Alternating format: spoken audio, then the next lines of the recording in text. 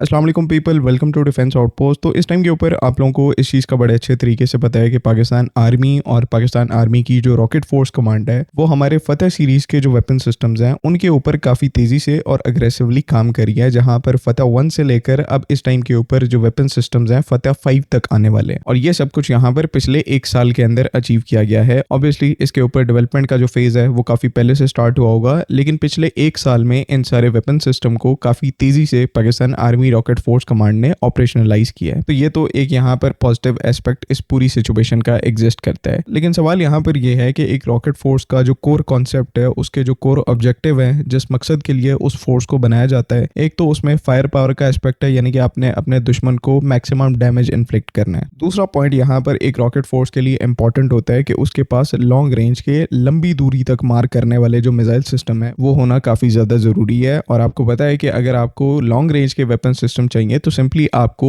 नए weapon system को बनाना पड़ता है, नए वेपन सिस्टम को अपनी सर्विस में इंडक्ट करना पड़ता है, जो कि ग्रेजुअली रेंज इंक्रीज करते हैं। जिस तरह से मिसाल ले लें आप फतह 1 से फतह 2 की, तो फतह 1 की जो रेंज है वो 140 से 150 किलोमीटर की है, एंड देन उसके बाद जो फतह 2 की रेंज है वो 400 किलोमीटर की है। बाकी फिर फतह 4 में यही रेंज जो है वो 750 किलोमीटर तक पहुंच जाती है। मतलब कि यहाँ पर सिनेरियो क्या है कि अगर आपको लंबी दूरी के मिसाइल सिस्टम चाहिए तो सिंपली आपको यहाँ पर नए वेपन सिस्टम्स के ऊपर काम करना पड़ेगा, उनको डेवलप करना पड़ेगा, एंड देन उनको अपनी सर्विस में शामिल करना पड़ेगा। तो एक तरफ तो यहाँ पर इस चीज के एडवांटेजेस हैं, इसके फायदे हैं कि आप नए वेपन सिस्टम लाते हैं, आपके पास नई कैपेबिलिटी डेवलप होती है। लेकिन इसी एक पॉइंट का यहाँ पर एक बहुत बड़ा डिसएडवांटेज भी है, नुकसान भी है कि आप अपनी सर्विस में ज्यादा जब वेपन सिस्टम्स को इंडक्ट करने लग पड़ते हैं तो उनको इस्तेमाल करना आपके लिए काफी ज्यादा मुश्किल हो जाता है, और साथ ही साथ उनको मेंटेन करना, ऑपरेट करना, डिप्लॉय करना, किस किस रोल में किस किस वेपन सिस्टम को यहाँ पर यूज किया जाएगा। तो जितने ज्यादा वेपन सिस्टम आपके पास आएंगे उतनी ही चीजें कॉम्प्लेक्स होती रहेंगी और आपके लिए ऑपरेशनली उनको मैनेज करना मुश्किल होता रहेगा। इसी वजह से पूरी दुनिया में जो मिलिट्रीज हैं और डिफेंस सेक्टर है उसमें जो स्टैंडर्डाइजेशन का कॉन्सेप्ट है उसको यहाँ पर काफी ज्यादा अहमियत दी जाती है। और स्टैंडर्डाइजेशन को आसान अल्फाज में समझाने का एक तरीकाकार है कि आप यहाँ पर एक ही टाइम में ऐसे वेपन सिस्टम बनाते हैं जो कि मुख्तलिफ रोल के अंदर और मुख्तलिफ तरीकों से यूज किए जा सकते हैं। मिसाल के तौर पर अगर अमेरिका की बात करें तो उनके पास अपने मल्टीपल 4.5 और 5th जनरेशन एयरक्राफ्ट के प्लेटफॉर्म्स हैं, जिस तरह से F-16, F-18, उसके बाद F-15, 5th जनरेशन कैटेगरी में यहाँ पर F-22 रैप्टर, F-35। तो ये सारे यहाँ पर बिल्कुल ही डिफरेंट प्लेटफॉर्म्स हैं, बिल्कुल ही डिफरेंट इक्विपमेंट इनके अंदर लगा हुआ है। लेकिन एक चीज जो इनके अंदर कॉमन है वो ये है कि ये सारे ही प्लेटफॉर्म्स एक ही एयर टू एयर मिसाइल को यूज करते हैं, जो कि अमेरिका ने इस टाइम के ऊपर स्टैंडर्ड की हुई है AIM-120 AMRAAM और उसके डिफरेंट वेरिएंट्स। उन्होंने यहाँ पर ये नहीं किया कि हर एयरक्राफ्ट के लिए अलग से एक एयर टू एयर मिसाइल बनाई, सिंपली सिर्फ एक एयर टू एयर मिसाइल के ऊपर इन्वेस्ट किया, काम किया, एंड देन उसी को डिफरेंट अपने जो प्लेटफॉर्म्स हैं उसके साथ इंटीग्रेट किया। तो ये यहाँ पर एक छोटी सी एग्जांपल थी कि किस तरह से मिलिट्री के अंदर जो स्टैंडर्डाइजेशन की अप्रोच है उसको फॉलो किया जाता है, ताकि आपको और मुश्किलात ना फेस करनी पड़े, आपके जो डे टू डे ऑपरेशंस हैं वो ज्यादा कॉम्प्लेक्स ना हो। किसी हद तक यही सेम फार्मूला जो है वो Pakistan army rocket force command के ऊपर अप्लाई होता है कि हमें एक तो अपनी रेंज को भी इंक्रीज करना है और साथ ही साथ उसके लिए हमें इतने नए वेपन सिस्टम्स को भी ऐड नहीं करना है, यानी कि कम्प्लेक्सिटी को कम रखना है, ताकि जितने भी हमारे पास वेपन सिस्टम हो एक तो हमारे पास ऑप्शन ज्यादा हो और देन कम्प्लेक्सिटी भी यहाँ पर कम हो। और ये आप यहाँ पर कैसे कर सकते हैं, तो इस चीज को अचीव करने का जो एक बेसिक तरीका है वो अपने ऑलरेडी एग्जिस्टिंग वेपन सिस्टम्स को और अपग्रेड करना है, जिनको आपने ऑलरेडी डेवलप किया हुआ है। जिस तरह से मिसाल के तौर पर फतह 2 वेपन सिस्टम जो है वो एक यूनिक वेपन सिस्टम है, यूनिक मिसाइल है जिसको पाकिस्तान ने खुद डेवलप किया है। और मोर इंपॉर्टेंटली यहाँ पर जो एक्यूरेसी है वो काफी ज्यादा एक्सेप्शनल है। पिछले जो कुछ ट्रेनिंग टेस्ट कंडक्ट किए गए थे पाकिस्तान आर्मी की तरफ से,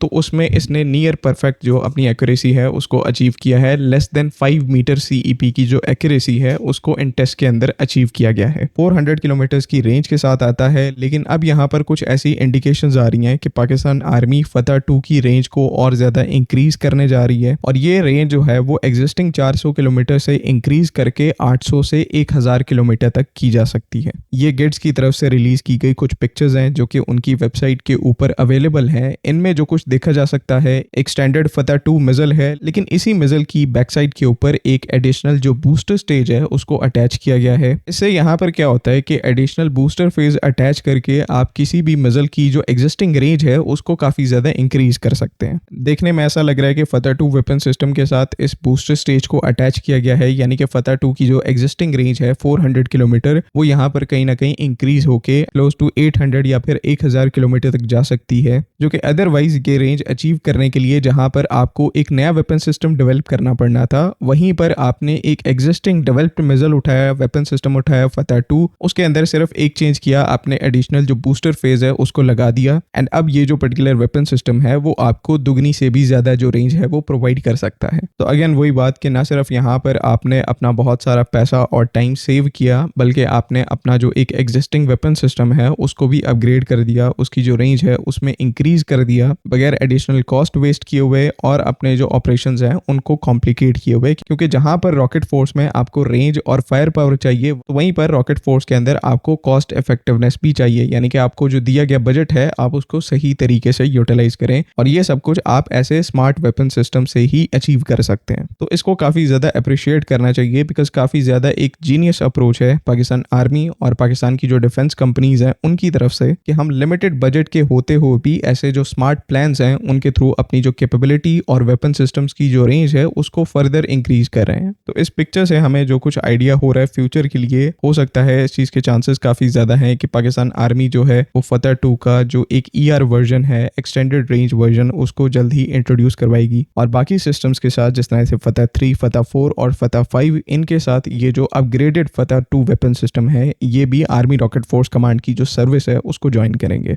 आपका क्या ओपिनियन है तो काइंडली उसको कमेंट्स में ज़रूर मेंशन करें। बाकी अगली वीडियो तक के लिए अल्लाह हाफिज़। पाकिस्तान जिंदाबाद।